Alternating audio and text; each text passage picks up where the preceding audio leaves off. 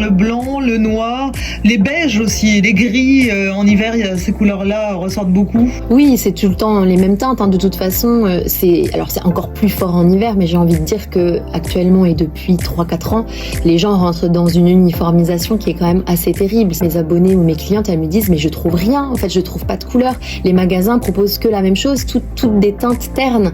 Donc il y a aussi que les gens finalement achètent ce qui se trouve en magasin et qu'il y a peu de choix, peu de diversité en termes de motifs, en termes de couleurs, en tout cas dans ce qui est accessible au niveau des budgets, de tous les budgets, ce qui fait que tout le monde finit par être habillé pareil et surtout en hiver parce que les collections sont assez sombres. On pourrait parler de décoration, ça serait la même chose, le même constat. Même constat en décoration, si vous allez dans toutes ces grandes enseignes qui sont pas chères mais qui aussi sont de la production de masse, toujours pas fait dans des bonnes conditions éthiques et environnementales, on vous propose tout la même chose. H&M Déco, etc.